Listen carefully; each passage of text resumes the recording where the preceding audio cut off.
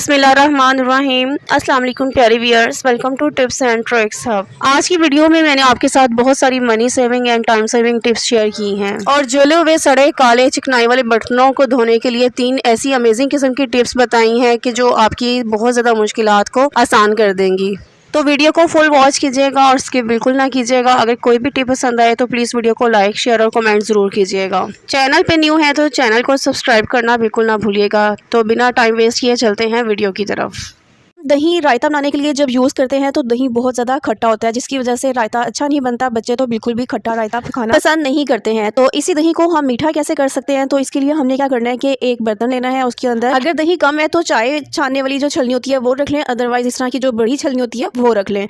तो इस तरीके से सारा दही आपने इस छलनी के अंदर डाल देना है। ऐसा करने से क्या होगा कि जो दही के अंदर पानी मौजूद था वो सारा जो है स्ट्रेन होकर बिल्कुल बर्तन के अंदर आ जाएगा।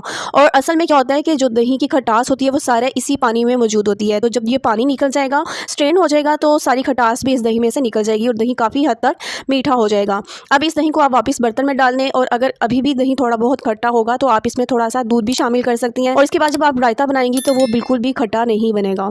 जब ग्रोसरी की जाती है तो काफ़ी दिनों के जो टमाटर हैं या इस तरह की वेजिटेबल्स घर ला के स्टोर कर ली जाती हैं। तो अगर इनकी केयरफुली ना प्रॉपर्ली इनको ना रखा जाए तो इस तरह से ख़राब हो जाते हैं। तो मैं आपको टिप बताऊंगी कि आप टमाटर को किस तरह से स्टोर कर सकते हैं जिससे आपके 2 से 3 हफ्ते टमाटर बिल्कुल भी ख़राब नहीं होंगे। तो आपने कोई सी भी टेप ले लेनी है, उस टेप को आप इतना सा काटना है कि जिस तरह से टमाटर के ऊपर ये अच्छे से लग जाए। टमाटर इसी जगह से ख़राब होना स्टार्ट होते हैं। तो अगर हम इसको एयर ब्लॉक कर देंगे, एयर से ये बिल्कुल ब्लॉक हो जाएगा, तो एयर कॉन्टैक्ट ना होने की वजह से टमाटर काफ़ी लंबे अरसे तक ये चल जाएंगे। तो 2 से 3 हफ्ते तक हम इनको इस तरीके से स्टोर कर सकते हैं। तो जिस तरह से मैंने आपको इंट्रोडक्शन में भी बताया कि इस तरह की जो सब्ज़ मिर्च बारीक और पतली और लंबी होती है तो वो बहुत ज़्यादा तीखी होती है। तो इस तरह से अगर हम एक भी अपनी हांडी में डालते हैं तो हांडी में बहुत ज़्यादा तीखापन हो जाता है। तो इसका तीखापन जो असल में होता है वो इसके सीड्स में होता है। तो अगर हम इसके सीड्स निकाल देंगे तो इस सब्ज़ मिर्च को हम हांडी में यूज़ कर सकते हैं। तो सीड्स निकालने के लिए जिस तरह से मैं आपको वीडियो में शो कर रही हूँ, थोड़ा सा इसको मस लें और उसके बाद आपने छुरी की मदद से इसको कट लगाना है तो बड़ी आसानी से इसके सीड्स जो हैं वो निकल जाएंगे।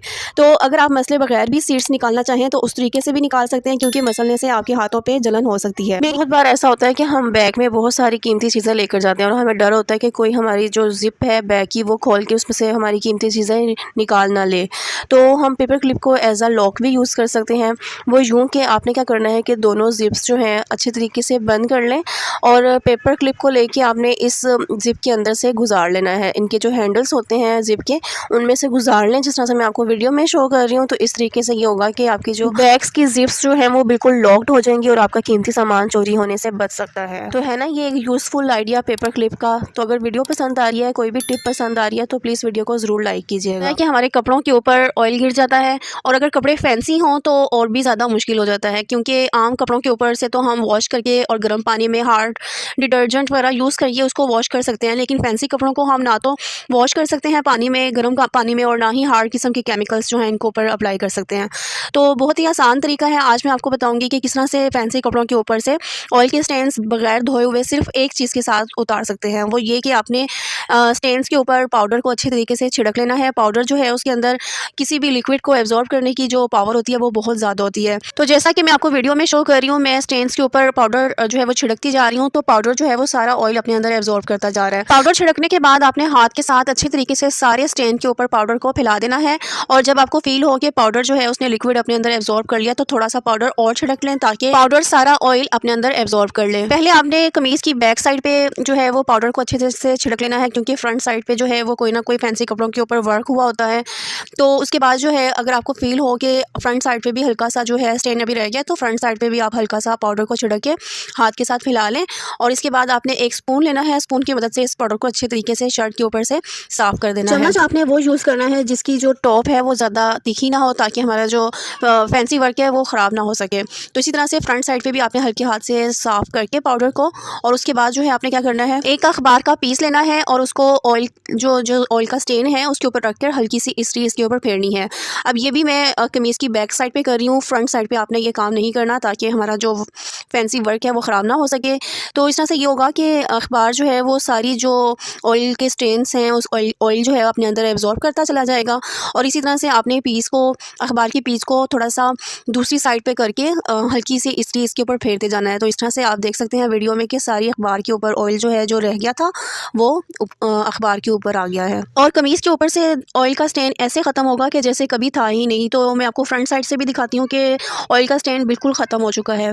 तो अगर आपको ये टिप पसंद आई है तो प्लीज़ मेरी वीडियो को लाइक कर दें और चैनल को सब्सक्राइब कर दें। चलते हैं नेक्स्ट टिप की तरफ। कोई सी भी टेप ले लें, टेप का एक पीस काट लें और उसके अंदर जो है आपने फ़िनाइल की गोलियाँ डाल देनी है। दो फ़िनाइल की गोलियाँ, जैसे कि मैं आपको वीडियो में शो कर रही हूँ, बिल्कुल इसी तरह आपने इस टेप के अंदर डाल देनी है और टेप को बंद कर देना है। अब इस टेप को आपने उस जगह पर लगाना है कि जहाँ बहुत ज़्यादा मच्छर, मक्खी या छिपकली वगैरह आती होगी। तो फ़िनाइल की गोलियों से ये होगा कि हर किस्म की जो कीड़े मकोड़े, मच्छर और मक्खी और लिज़र्ड वगैरह है वो बिल्कुल नहीं आएगी। या इसका दूसरा तरीका ये है कि इन फ़िनाइल की गोलियों को आपने टेप का पीस के ऊपर लगाना है और इन पीसेस को आपने उस जगह पे लगाना है जहाँ पे मच्छर, मक्खी या कोई भी कीड़ा मकोड़ा या छिपकली वगैरह आती होगी। तो इस तरह से भी ये सारे जो इंसेक्ट्स हैं वो वहाँ में नहीं आएंगे। एक्सपायर्ड मेडिसिन आमतौर पे हम फेंक देते हैं, लेकिन आज मैं आपको एक ऐसा तरीका बताऊंगी कि जिसको हम यूज़ करके मेडिसिन जो एक्सपायर हो चुकी होंगी उनसे भी हम फ़ायदा उठा सकते हैं। तो आपने क्या करना है कि मेडिसिन जो एक्सपायर हो चुकी हैं उनको अच्छी तरीके से इनका पाउडर बना लें। अब इन मेडिसिन के पाउडर का आपने 1 गिलास पानी के अंदर डाल के इसको अच्छी तरीके से पका लेना है। और जब ये अच्छी तरीके से पक जाएगी तो आपने इसको क्या करना है कि अपने किचन के सिंक के अंदर इस पानी को फेंक देना है।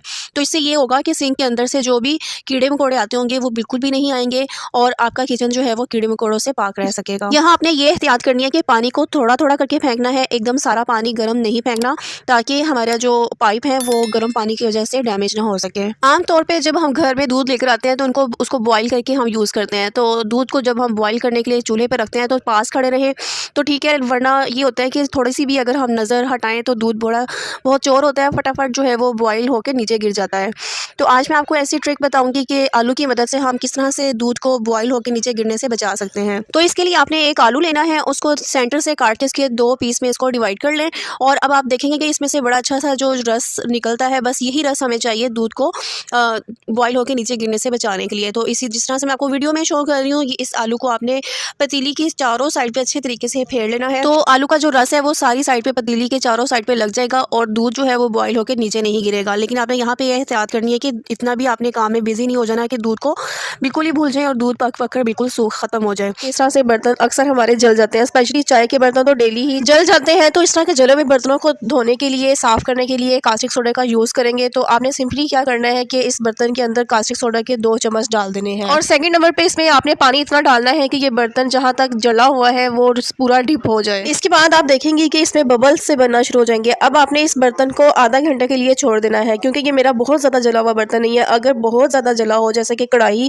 जिसमें हम पकोड़े वगैरह बनाते हैं, वो बहुत ज़्यादा जल जाती है, तो उसके लिए आपने क्या करना है कि पानी को और कास्टिक सोडा को डाल के कढ़ाई में आपने ओवरनाइट छोड़ देना है। सुबह जब आप कढ़ाई को साफ करेंगी तो बहुत ही आसानी से कढ़ाई साफ हो जाएगी। तो ये मैं आधे घंटे बाद आपको इस बर्तन की सिचुएशन दिखा रही हूँ कि बहुत ही ये नरम पड़ चुका है, जो भी इसका जला हुआ था बहुत नरम पड़ गया और जेली की तरह सॉफ्ट हो चुका है।